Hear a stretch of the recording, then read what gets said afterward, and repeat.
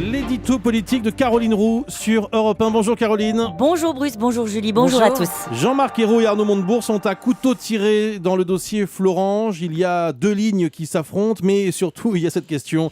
Est-ce qu'il y a un sens du collectif dans ce groupe ? Non, c'est chacun pour soi. Ce gouvernement, c'est une équipe de solistes. Chaque ténor joue les 60 mouvements du programme de Hollande en regardant sa cote d'avenir. Chacun compose pour son propre ministère.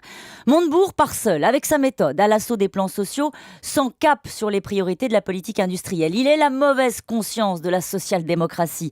Duflot cherche à concilier les exigences de son parti avec le projet de François Hollande. Elle est verte avant d'être ministre. Valls jongle entre la matraque et l'accompagnement avec un œil sur le curseur. Il est le ventricule droit du gouvernement, mais veut montrer qu'il a le cœur à gauche. Vincent Peillon porte sa propre vision de l'école républicaine et avance au rythme qu'il a choisi. Moscovici joue les légitimistes, caleçon pas sur celui de Hollande, mais s'agace de ne pas parvenir à exister davantage. Quant à Jérôme Cahuzac, avant de faire face à la tourmente, c'est lui qui portait le mieux le costume du sérieux budgétaire de gauche. Bien, voilà, tout le monde est rhabillé pour l'hiver. Et ils en sont là, sérieusement, Caroline, parce qu'ils pensent au coup d'après. Au fond, ce sont des ambitieux. C'est pas grave, on peut pas leur en vouloir. C'est pas grave d'être ambitieux. Le problème, c'est que ce ne sont pas seulement de fortes personnalités. Ils incarnent chacun un ADN politique, un courant sur lequel ils ont bâti une légitimité et qu'ils ne veulent pas voir dissoudre dans le hollandisme.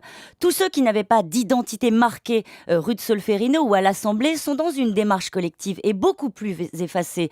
On est loin de la Dream Team de Lionel Jospin. Vous allez me dire forcément, la cohabitation obligeait le gouvernement à faire bloc contre le président Chirac. Est-ce que ça va continuer ? Oui, car c'est un bal des égos qui convient parfaitement à François Hollande. C'est sa méthode. Il instrumentalise ses solistes tour à tour pour faire exister toute la palette des couleurs de la gauche. Il les laisse capter la lumière, porter leur singularité politique, peu importe si le Premier ministre se retrouve écrasé par les fortes têtes de son équipe.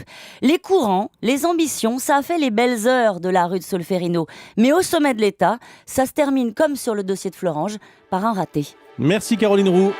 Avez-vous déjà fait vos courses de Noël ?